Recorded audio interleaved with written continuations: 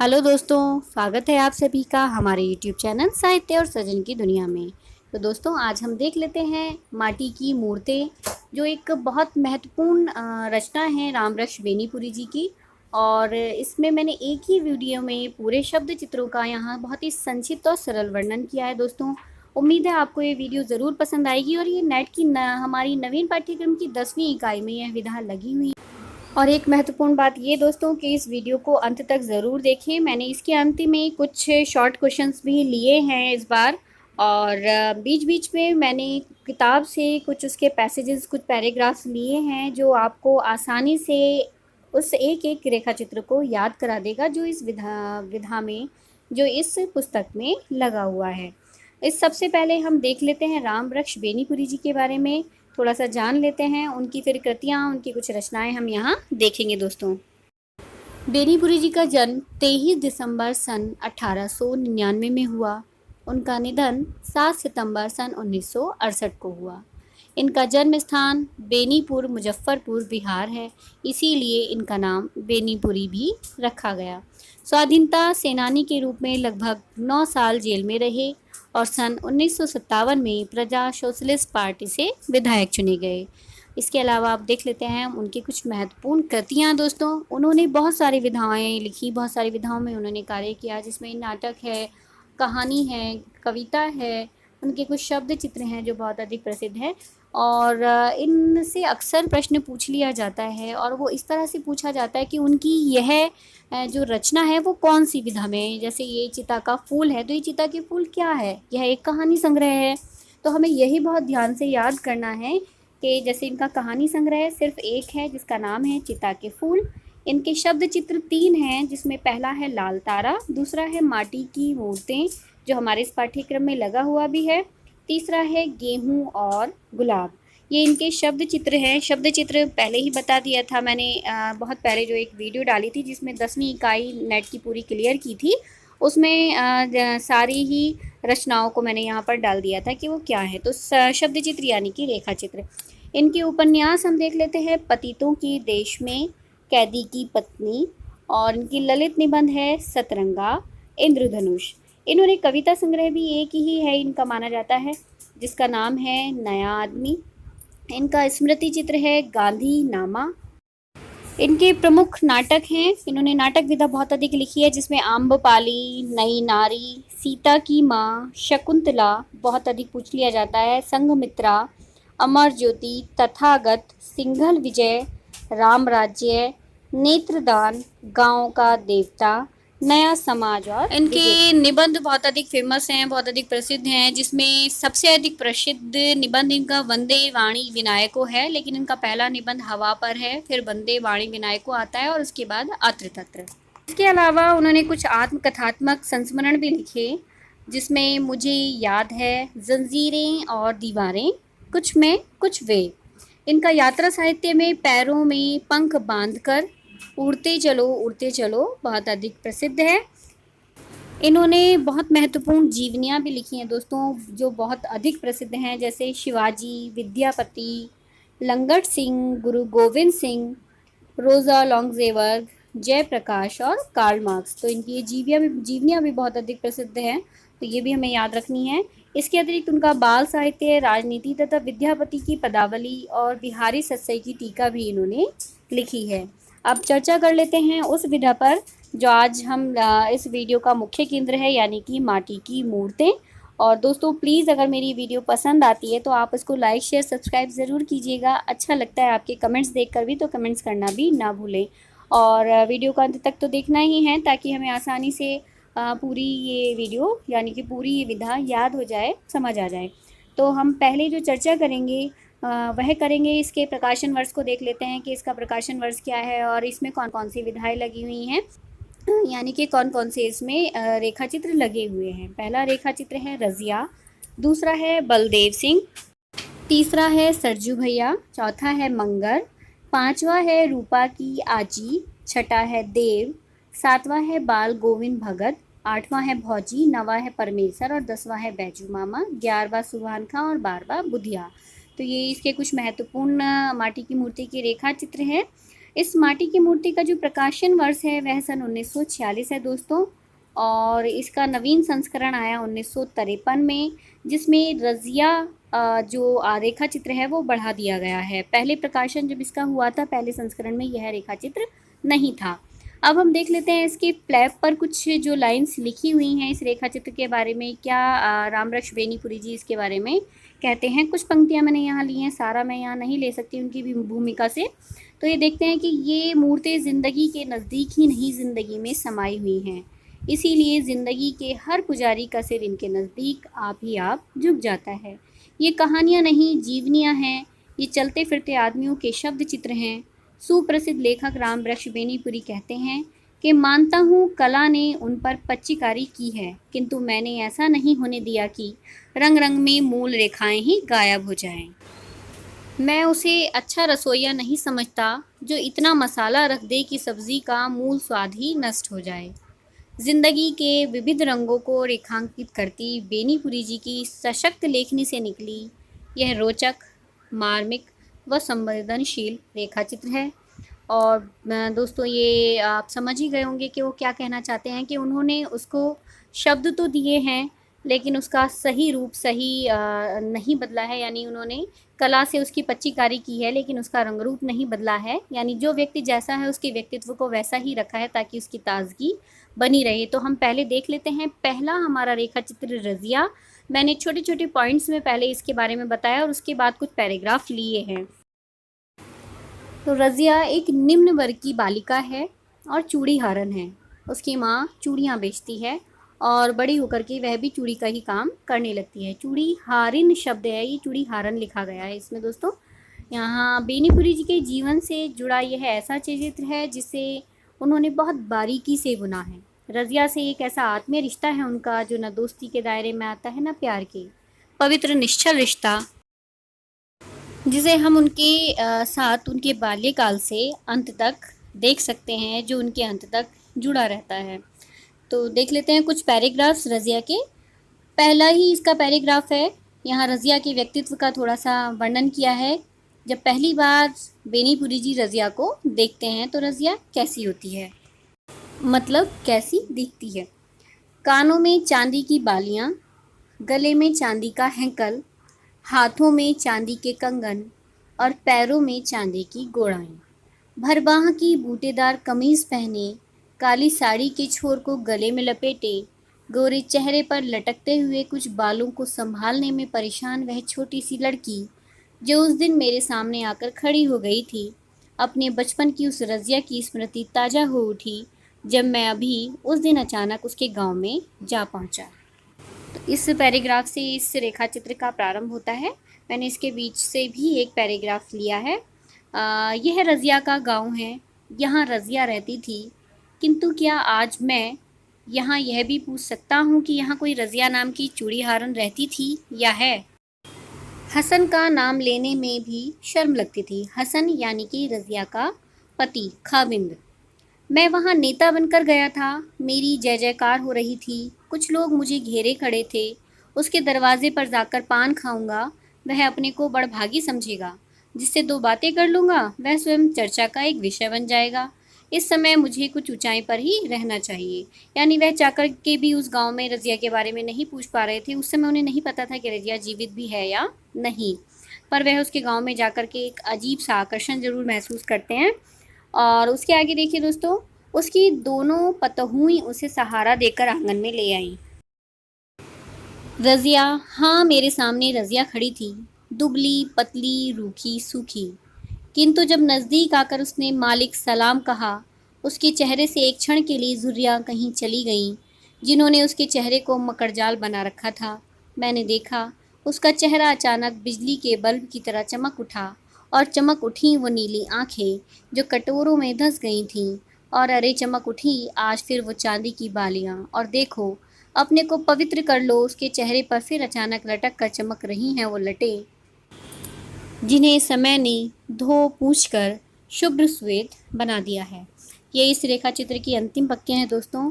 और अगर आपको समय मिलता है तो प्लीज़ ये माटी की मूर्तें पुस्तक पढ़िएगा ज़रूर, आपको पढ़ कर के बहुत अच्छा लगेगा। बहुत बारीकी से उन्होंने एक एक पात्र को यहाँ पर एक एक रेखा चित्र को लिया है। अगला हमारा रेखा चित्र है बलदेव सिंह। यह एक बहुत ही मार्मिक रेखा चित्र है दोस्तों। एक पहलवान युवक का मार्मिक रेखा चित्र है, यानी बलदेव एक पहलवान है। बलदेव बेनीपुरी के मामा जी के गांव का एक युवक है, जिसके माता पिता उसके बचपन में ही मर जाते हैं। उसकी माता उसे अपने मायके से ले जाती है। लंबे समय के बाद वह गांव वापस आता है। पहलवानी के चलते दूसरों की मदद करते उसकी हत्या कर दी जाती है। तो यह है बलदेव सिंह रेखा चित्र का यहाँ वर्णन है। अब देख लेते हैं एक पैराग्राफ भी कि बलदेव सिंह यानी नवयुवकों को जब मालूम हुआ बलदेव सिंह यहीं बसेंगे, उनके आनंद का ठिकाना न रहा। बलदेव सिंह के पिता भरी जवानी में मरे। बलदेव तब छोटे से बच्चे थे।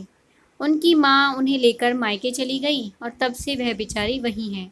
जवान होने पर बलदेव पूरब जाने लगे। वहाँ बंगाल में किसी राजा के दरबार में पहलवानी करते। काफ़ी पैसे मिले। अब उन्हें अपनी पुश्तैनी ज़मीन की याद आई थी। वह घर जो खंडर बना था फिर एक बार आबाद हुआ। गांव में उनके आने से नई जान आ गई। जान आ गई, जवानी आ गई। अखाड़ा खुल गया, उसमें कुश्तियाँ होने लगीं। भोर में कुश्तियाँ, शाम को पट्टेबाजी, गदका, लाठी चलाना आदि। पेठियाँ के दिन बलदेव सिंह शिष्य मंडली के साथ सदल बल चलते, देखते ही बनता। तो यह है बलदेव सिंह, जिसके बारे में पूरे रेखा चित्र में हम देख सकते हैं। और अंत में उनकी मृत्यु हो जाती है, या एक तरीके से उनकी हत्या कर दी जाती है। अब अगला यानी कि तीसरा हमारा रेखा चित्र है सरजू भैया, जो बेनीपुरी के घर से सटा हुआ एक घर है, जहाँ सरजू नामक एक पात्र रहता है, जो शरीर से एकदम दुबला पतला है। शायद ही गांव में कोई ऐसा हो जैसा कि सरजू भैया। अपने पिता की इकलौती संतान है। बेनीपुरी को अपना छोटा भाई मानते हैं। सूदखोरी में सारा घर बर्बाद हो जाता है उनका। दूसरों की सेवा में खुद को नहीं देखते हैं। गांव के किसी भी व्यक्ति को ज़रूरत होती तो वह सरजू के पास ही आता था। उसके पास संतान थी और पांचों की पांचों बेटियां होती हैं। पत्नी का जल्दी ही निधन हो जाता है। अब एक पैराग्राफ भी देख लेते हैं। मालिक हैं हमारे सरजू भैया। सरजू भैया को कोई छोटा भाई नहीं और मैंने प्रथम संतान के रूप में ही अपनी माँ की गोद भरी। अतः हम दोनों ने परस्पर एक नाता जोड़ लिया। वह मेरे बड़े भाई और मैं उनका छोटा भाई। गांव के सबसे लंबे और दुबले आदमियों में सरजू भैया की ही गिनती हो सकती है। रंग सांवला, बगुले सी बड़ी बड़ी टांगे, चिपांजी की तरह बड़ी बड़ी बाहें, कमर में धोती पहने, कंधे पर अंगोछा डाले। जब वह खड़े होते हैं आप उनकी पसलियों की हड्डियां गिन लीजिए। नाक खड़ी लंबी, भवें सघन, बड़ी बड़ी आंखें कटोरों में धसी, गाल बिल्कुल पिचके हुए, अंग अंग की शिराएं उभरी और कभी कभी मालूम होता मानो। तो यह एक तरह से उनका व्यक्तित्व यहाँ दिखाया गया है, बाहरी व्यक्तित्व। अब अगला यानी कि चौथा हमारा रेखा चित्र है मंगर। मंगर एक हलवाहा है। ये हलवाहा का रेखा चित्र है। उसकी पत्नी का नाम भकोलिया है। याद रखनी है कुछ 2-3 चीज़ें। मंगर अत्यंत मेहनती होता है। उसके जैसा मेहनत कश हलवाहा पूरे गांव में कोई नहीं होता। वह गरीब है लेकिन स्वभाव का रूखा पर ईमानदार बहुत है। 2 संतान होती हैं। पुत्र की मृत्यु हो जाती है और बेटी उसकी लूली होती है। और बहुत ही मार्मिक रेखा चित्र है दोस्तों। जब यह रेखा चित्र मैंने पढ़ा था तो आपको सच बताऊं, मुझे पूरी रात में नींद नहीं आ पाई थी। पता नहीं क्यों माटी की मूर्तें पढ़ने के बाद अंदर तक ये सारी मूर्तें जीवित हो उठी हैं, मतलब अंदर ये कहीं धंस गई हैं। देख लेते हैं मंगर के बारे में थोड़ा सा। हट्टा कट्टा शरीर, कमर में भगवा, कंधे पर हल, हाथ में पैना, आगे आगे बैल का जोड़ा, अपनी आवाज़ के हाथ से ही बैलों को भागाता, मेरे खेत की ओर सुबह सुबह जाता। जब से मुझे होश है मैंने मंगर को इसी रूप में देखा। मुझे ऐसा लगता है, हाँ मुझे याद आता है, हल के बदले कभी कभी मुझे भी उसके कंधे पर चढ़ने का सौभाग्य मिल चुका है। लेकिन ऐसे मौके बहुत कम आए हैं, क्योंकि न जाने क्यों मंगर को बच्चों से वह स्वाभाविक स्नेह नहीं जो उसके जैसे लोगों में प्राय देखा जाता है। उसे देखकर बच्चे भागते ही रहे हैं और आज जब मंगर अशक्य जर्जर हो चुका है, बच्चे हैं मानो उसका बदला चुकाने को अपनी छोटी छड़ियों से उसे छेड़कर भागते हैं। और जब वह झल्लाता उन्हें मारने के लिए अपनी बुढ़ापे की लकुटियाँ खोजता या खींचकर गालियाँ बकने लगता तो वे खिलखिला पड़ते और मुंह चढ़ाने लगते हैं। अगला यह रेखा चित्र है रूपा की आजी। रूपा की आजी अत्यंत मार्मिक शब्द चित्र है। पूरे गांव में अंधविश्वास व्याप्त है। यानी हम यहाँ देखेंगे कि पूरा गांव ही एक अंधविश्वासी है, लोगों के कहने पर चलता है। आकस्मिक मौत को रूपा की आजी की एक तरह से उसे डायन बताया जाता है और उसकी ही मृत्यु का कारण बताया जाता है कि रूपा की आजी ही दूसरों की मृत्यु का कारण बनी हुई है। उसकी मृत्यु के बाद उसकी आजी रूपा की माँ की मृत्यु हो जाती है और उसकी आजी ही उसको पालती है। उसके विवाह के बाद उसके सास ससुर की मृत्यु हो जाती है। धीरे धीरे पूरा जो परिवार है वो मृत्यु को प्राप्त हो जाता है, जिस कारण सब उसे डायन कह करके पुकारते हैं। इसी अंधविश्वास के चलते लोगों द्वारा मारे जाने पर वह कुएं में कूद जाती है और उसकी मौत हो जाती है। और इसका हम एक पैराग्राफ देख लेते हैं। मैं समझता क्या खाक, हाँ रूपा की आजी से कौन नहीं डरता। कौन बच्चा उनकी बड़ी बड़ी आंखें देखकर न सहर उठता। वह डायन है, गांव भर में यह बात प्रसिद्ध है। वह जिसको चाहे जादू की एक फूंक में मार सकती है। बच्चों पर उनकी खास नज़रें इनायत रहती हैं। कितने बच्चों को हंसते खेलते शिशुओं को उनकी ये बड़ी बड़ी आंखें निगल चुकी हैं। बड़ी बड़ी आंखें।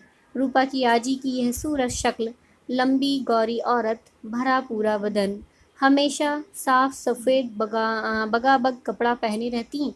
उस सफ़ेद कपड़ों के घेरे से उनका चेहरा रोब बरसता था। फिर उनकी बड़ी बड़ी आँखें, जिन पर लाली की एक हल्की छाया, पूरे बदन का ढांचा मर्दों के जैसा, मानो धोखे से औरत हो गई। अब अगला पैराग्राफ देख लेते हैं हम देव के बारे में। यानी देव कौन है। देव छठा रेखा चित्र है। देव बेनीपुरी जी के बचपन के एक साथी का रेखा चित्र है जो बहुत निडर है और बहादुर था। इस रेखा चित्र की कथा सन 1930-32 को भी छू करके गुजरती है। उस समय बेनीपुरी जी पटना कैंप जेल में आज़ादी की जंग में शामिल होने पर बंद थे। बहुत वर्षों के बाद देव से उनकी जेल में मुलाकात होती है और वह जान पाते हैं कि उनका वह बचपन का साथी भी नेता बनकर एक दल का नेतृत्व कर रहा है। और एक ख़ास बात मैं यहाँ ये भी बता देती हूँ दोस्तों कि देव एक ऐसा चरित्र है, ऐसा पात्र है जिसे हम देखेंगे कि वह प्रारंभ में भी अपने दर्द को, अपनी परेशानी को अपने भीतर सह लेता है। और ऐसा ही कुछ जेल में भी हुआ। जेल में जेलर ने उसको बहुत मारा, लेकिन उसने उफ तक नहीं की। एक पैराग्राफ हम ये देख लेते हैं दोस्तों कि सन 30 का तूफान खत्म ही हुआ था कि 32 की आंधी जोरों पर चल निकली। 4,500 बद दिमागों के साथ मैं भी पटना कैंप जेल के मज़े ले रहा था। रोज़ नए लोगों के झुंड आते, पुरानों के जाते। यह आने जाने की क्रिया इस धड़ल्ले से जारी थी कि जब अब उसमें कोई हर्ष विषाद नहीं रह गया था। महासागर में कितनी नदियाँ गिरती, कितना जल भाप बनकर उड़ता, वह अपनी ही तरंगों में मस्त घट बढ़का, वहाँ सवाल कहाँ। लेकिन एक दिन जब फाटक से एक परिचित सूरत को भीतर आते देखा, जब पता चला वह देव है, तब आश्चर्य और आनंद का ठिकाना न रहा। मैं इधर कुछ दिनों से देव से कम संबंध रह गया था। मैं लेखक था, संपादक था, देशभक्त था, नेता था। फुर्सत कहाँ थी कि देव की कोई खोज खबर भी रखता। तो यह देव का यहाँ पर हमने रेखा चित्र छोटे रूप में देख लिया है।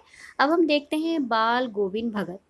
बाल गोविंद भगत एक ऐसे व्यक्ति का रेखा चित्र है जो जाति से तेली और कर्म से ब्राह्मण से भी उच्च होता है, जिनकी उम्र लगभग 60 से भी ऊपर की है और उनके एक बेटा और एक बेटी की पत्नी है। वह कबीर दास जी को मानने वाला और संगीत प्रेमी है। उसके बेटे की मृत्यु हो जाने पर भी वह विचलित नहीं होता। सच्चे अर्थों में वह एक साधु है। यहाँ एक पैराग्राफ में देख लेते हैं थोड़ा सा उसके बारे में। किंतु खेतीबाड़ी करते, परिवार रखते भी बाल गोविंद भगत साधु थे। साधु की सब परिभाषाओं में खरे उतरने वाले। कबीर को साहब मानते थे। उन्हीं के गीतों को गाते, उन्हीं के आदेशों पर चलते, कभी झूठ नहीं बोलते, खरा व्यवहार रखते, किसी से भी दो टूक बात करने में संकोच नहीं करते, न किसी से खामखा झगड़ा मोल लेते, किसी की चीज़ को नहीं छूते, न बिना पूछे व्यवहार में लाते। इस नियम को कभी कभी इतनी बारीकी तक ले जाते कि लोगों को कतूहल होता। कभी वह दूसरों के खेत में शौच के लिए भी नहीं बैठते। वह गृहस्थ थे, लेकिन उनकी सब चीज़ें साहब की थी। जो कुछ खेत में पैदा होता, सिर पर लादकर पहले उसे साहब के दरबार में ले जाते, जो उनके घर में से 4 कोस दूर पर था। एक कबीर पंथी मठ से मतलब। वह दरबार में भेंट रूप रख लिया जाकर प्रसाद रूप में जो भी उन्हें मिलता उसे घर लाते और उसी से गुजारा चलाते। तो ये थे बाल गोविंद भगत। ये याद रखना है कि वो कबीर के बहुत बड़े प्रशंसक थे और अनुयायी थे। यहाँ देख लीजिएगा भौजी रेखा चित्र। भौजी मतलब ये एक तरह से बेनीपुरी की भाभी हैं, जिनके बारे में उन्होंने यह रेखा चित्र लिखा है। भौजी रेखा चित्र बेनीपुरी के स्वयं के घर की एक कथा है। उनके भैया की शादी के कुछ कटु अनुभव से लेकर के उनकी भाभी के साथ बीते हंसी ठिठोली भरे दिन, साथ ही कुछ कड़वे अनुभव भी इसमें हैं। और उन अनुभवों के बाद भी अपनेपन की गहरी आत्मीयता, भोजी की मृत्यु के बाद उनके दोनों बच्चों का लालन पालन धर्म माँ बनकर के उनकी पत्नी रानी करती है। उनकी पत्नी का नाम बीच बीच में उन्होंने यहाँ पर रानी ही किया है, मेरी रानी मेरी रानी। देख लीजिए एक पैराग्राफ। भोजी आई, मेरा घर भी आनंद कुंज बन गया। भोजी अभी बिल्कुल किशोरी थी, उनके अधरों पर पूरा रस नहीं आया था, उनके अंग अभी पूरे भरे नहीं थे। लंबी पतली छड़ी सी, लेकिन सोने की छड़ी नहीं। इसे कहने में मैं संकोच नहीं करूँगा। उनका वर्ण द्रविड़ आर्य रक्त के सुंदर सम्मिश्रण का नमूना था। वर्ण ही नहीं, गठन भी। उन्नत ललाट, भवें उठी हुई, पतली पतली, काले बालों में घुंघरालापन। जब उन्हें खोलती तब अजीब लहरदार मालूम होते थे वो, गिरदाबों से भरी यमुना की धारा। इसके अलावा एक पैराग्राफ और देख लेते हैं जो बाद के उनके कुछ अनुभव उनकी भौजी के साथ बीतते हैं। जब तक बुखार रहा, भौजी अपना और मेरा घर आंगन एक किए रहीं। 1 जून तो उनके घर में चूल्हा तक नहीं जल सका। भैया हंसते हुए आए और मेरी रानी की ओर लक्ष्य कर कहा, झगड़ा हो तो ऐसा मेरा खाना बंद हो गया। भैया का भोजन मेरे ही घर पर हुआ, तभी तो आज भौजी नहीं है। मेरी रानी अपने को उनके दोनों बच्चों की धर्म माँ समझती है, और उन दोनों की शादियों में उसने क्या क्या न किया। भौजी थी तो कलह थी, उनकी स्मृति ने उस कलह को स्नेह में बदल दिया है। तो यहाँ बीच में हम देखेंगे उनके बहुत कटु अनुभव भी इस रेखा चित्र में है। वही जो परिवार पारिवारिक एक तरह से कलह होता है, कलुष होता है, वो हम इस रेखा चित्र में देखेंगे। यानी भौजी के दोनों रूप इसमें देखने के लिए हमें मिलते हैं। अगला हम देख लेते हैं, यहाँ पर हमारा रेखा चित्र है परमेसर। परमेसर बेनीपुरी की गाँव का ही एक ऐसा व्यक्ति है जिससे उनकी कोई गहरी निकटता तो नहीं रही, लेकिन जिसकी बीमारी की खबर सुनकर वह रुक भी नहीं पाते और शहर से गांव पहुंच जाते हैं। परमेसर में बहुत ऐब थे। उसने तरह तरह के नशे किए, यहाँ तक कि अपनी पत्नी के गहने तक बेच करके नशे में उड़ा दिए, पर गांव में किसी का बुरा नहीं किया। इसलिए परमेश्वर के इस चरित्र ने उनको बहुत अधिक प्रभावित किया। निस्संदेह परमेश्वर आवारा था, किंतु उसकी आवारागर्दी एक ऐसी आग थी जो खुद को जलाती है, लेकिन दूसरों को रोशनी और गर्मी ही देती हैं। बचपन में हम सबके साथ पढ़ने बैठा, तेज था किंतु पढ़ा नहीं। बड़ा गोरा छरहरा नौजवान। एक अच्छे घर में शादी हुई उसकी, कालक्रम से बच्चे भी हुए। उसके पिता बिल्कुल सधुआ थे। तो यहाँ पर परमेश्वर का देखेंगे कि परमेश्वर ने अपने आवारागर्दी में पूरा अपना घर बर्बाद कर दिया है। वह होली, दशहरा, दिवाली, छठ और कार्तिक पूर्णिमा पर बहुत गाने गाया करता था, इसलिए पूरे गांव वाले उसको उन अवसरों पर ज़रूर याद करते हैं। ये हमारा 10वां रेखा चित्र है बैजू मामा। बैजू मामा एक ऐसे व्यक्ति का रेखा चित्र है जिससे बेनूपुरी जी की मुलाकात जेल में हुई। बैजू को हर कोई जेल में मामा ही कहता था। वह लगभग 30 साल से जेल में चोरी की सज़ा काट रहा है। हर 1 या 2 साल में जेल से छूटता और फिर चोरी करके जेल में पहुंच जाता। उसने पहली बार बैल चुराया था, पर चोरी का डर उसके चेहरे पर हटा नहीं और वह पकड़ा जाता है। तब से कलंक के कारण घर नहीं गया। छोटी मोटी चोरी कर जेल में पहुंच जाता है और जेल के पेड़ पौधे सब उसके लगाए हुए होते हैं और उनसे उनसे उसको बहुत अधिक मोह भी हो जाता है। वह उन पेड़ों पौधों को देख करके एक तरह से जीता है। ये हम देख लेते हैं एक पैराग्राफ। आज भी मेरा ख्याल है, अगर आप पटना जेल में जाइए और किसी पुरानी कैदी, वार्डन या जमादार से बैजू मामा के बारे में पूछिए तो वह एक अजीब ढंग की हंसी हंसकर आपको उनकी 1-2 कहानी ज़रूर सुनाएगा। बैजू मामा पटना जेल की एक ख़ास चीज़ है। लगभग 30 वर्षों से वह जेल को आबाद किए हुए हैं। 1930, 32, 37, 38, 40 तब जब मैं पटना पहुंचा हूं तब उनके शुभ दर्शन हुए हैं। उनसे बातें की हैं, खूब हंसा हूँ और हर बार की हंसी के बाद एक अजीब करुणा का अनुभव मैंने किया है। तो ये बैजू मामा से मैंने इसका पहला पैराग्राफ यहाँ पर लिया है दोस्तों। इससे हम पहचान गए होंगे बैजू मामा का किस तरह का चरित्र है। आगे हम देखेंगे वो एक बैल चुराते हैं और बैल चुराने की वजह से वो जेल में चले जाते हैं। तो पूरा उनका यहाँ पर चरित्र और उनके साथ हुए भी सारी घटनाएं इस रेखा चित्र में हैं। और 11वां बहुत मुख्य एक जो रेखा चित्र है वह है सुभान खां का। सुभान खां भी बेनीपुरी जी के बचपन से जुड़ा हुआ एक चरित्र है जिसे उन्होंने सुभान दादा कहकर संबोधित किया है। सुभान खां एक राज थे। जब कभी भी बेनीपुरी की दीवारों की मरम्मत करनी होती थी, सुभान दादा को ही बुलाया जाता। उनकी सफ़ेद दाढ़ी छोटे बेनीपुरी को बहुत भाती थी। देश के बंटवारे से पहले सब एक दूजे के साथ मिलकर रहते हैं। मंदिर का निर्माण सुभान दादा ने किया था। उन्होंने ही एक मस्जिद भी बनवाई थी। जब गांव में सांप्रदायिक दंगे भड़के और मुसलमानों ने गाय काटने की बात की तो सुभान दादा ने ऐसा नहीं करने दिया और मस्जिद की सीढ़ियों पर बैठे रहे। उधर बेनीपुरी के मामा ने हिंदुओं को रोक लिया था। एक पैराग्राफ में देख लेते हैं हम थोड़ा सा सुभान दादा के बारे में। लंबा चौड़ा तगड़ा है बदन इनका, पेशानी चौड़ी, भावें बड़ी, सघन और उभरी। आंखों के कोनों में कुछ लाली और पुतलियों में कुछ नीलेपन की झलक। नाक असाधारण ढंग से नुकीली, दाढ़ी सघन, इतनी लंबी कि छाती तक पहुंच जाए। वह छाती जो बुढ़ापे में भी फैली फूली हुई। सिर पर हमेशा की एक दुपलिया टोपी पहने होते और बदन में नीमस्तीन। कमर में कच्छे वाली धोती, पैर में चमरौंधा जूता। चेहरे से नूर टपकता, मुंह से शहद झरता। भले मानसों के बोलने चालने बैठने उठने के कायदे की पूरी पाबंदी करते रहे।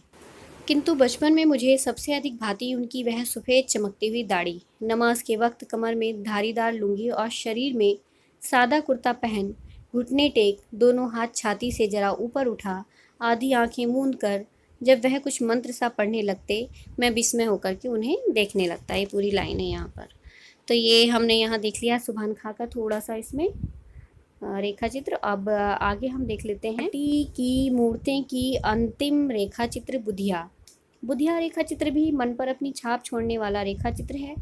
रेखा चित्र का इसका प्रारंभ 8 साल की बुधिया की पठिया यानी कि एक तरह से बकरी का शायद बच्चा है, चमेली के बेल और फूल खाने से होती है। वह बेनीपुरी जी की चमेली के बेल के कुछ फूल खा लेती है। अगली मुलाकात जब होती है तब बुधिया जवान हो चुकी होती है, उसका शरीर गठ चुका होता है। बेनीपुरी का मित्र जगदीश उन्हें बताता है कि गांव का हर युवा उसका दीवाना है। तीसरी मुलाकात में बहुत कुछ बदल चुका होता है। बेनीपुरी के खेत में गेहूं की कटनी हो रही है और एक अधेड़ औरत अपने 4-5 बच्चों के साथ खेत में काम कर रही है। उसके वस्त्र इधर उधर हो रहे हैं। वह कोई और नहीं बल्कि बुधिया है। उसे देख करके वह हतप्रभ रह जाते हैं। ना बाबू, आपसे बोझ उठाने को नहीं कहूँगी, आप नाराज़ हो जाते हैं। उसके आगे के 2 दांत अजीब करुणा बरसाते चमक पड़े। मुझे धक सा लगा, पुरानी बात याद आ गई। वह संध्या, वह घास का गट्ठर, बुधिया का निवेदन, जगदीश का व्यंग्य, मेरी बौखलाहट, उसका पागलपन। उसी समय उसका छोटा बच्चा रो पड़ा। वह उसकी ओर लपकी और मैं सीधे उसके आदमी के पास पहुंचा। बोझा उठा दिया। वह हट्टा कट्टा जवान बोझा लेता झूमता चलता बना। इधर बच्चे के मुंह में सूखा स्तन देती, पुचकारती दुलारती हलराती बुधिया बोली, बाबू आपके कै बच्चे हैं? ये बड़े दुष्ट हैं बाबू, देह बर्बाद करके भी इन्हें चैन नहीं, ये तंग कर मारते हैं। तो ये मैंने इसमें एक पैराग्राफ यहाँ पर भी लिया है बुधिया का। हमने देखा है कि बुधिया का पूरा किस तरह से पहली बार मिलती हैं, दूसरी और तीसरी मुलाकात में क्या से क्या हो जाती है। लेकिन इसी मातृत्व को यहाँ पर बेनीपुरी जी अंत में बहुत नमन करते हैं और कहते हैं कि वाकई मातृत्व को नमन है कि वह ऐसी स्थिति में भी खुश है। इस तरह से दोस्तों ये हमारे 12 रेखा चित्र बहुत शॉर्टली यहाँ पूरे हो गए हैं। आप इसको एक बारी बहुत ध्यान से पढ़िएगा तो आपको बहुत अच्छे से याद हो जाएंगे। मैंने आगे कुछ लगभग 10, 12 या 14 मैंने यहाँ पर प्रश्न उत्तर लिए हैं। आप उनको देख लीजिए, उसमें थोड़ा सा आपको आइडिया हो जाएगा कि इस तरह के प्रश्न भी इससे बन सकते हैं। उनको मैं बहुत महत्वपूर्ण प्रश्न नहीं कहूँगी, लेकिन फिर भी वो महत्वपूर्ण हैं क्योंकि आपको एक आइडिया मिल जाएगा कि इस तरह से इसमें प्रश्न बन सकते हैं। और इसके अलावा मेरी आने वाली वीडियो ज़रूर देखिएगा। वह वस्तुनिष्ठ प्रश्नों को लेकर के होगी। हो सकता है रेखा चित्र से संबंधित हो सकता है उपन्यास से संबंधित हो। महत्वपूर्ण प्रश्नोत्तर में देख लेते हैं कि चिता के फूल बेनीपुरी की किस विधा की रचना है। तो यह है कहानी संग्रह की। गेहूँ और गुलाब किस विधा की रचना है? यह एक शब्द चित्र है। माटी की मूर्तें संग्रह में कुल कितने रेखा चित्र हैं? 12 रेखा चित्र हैं।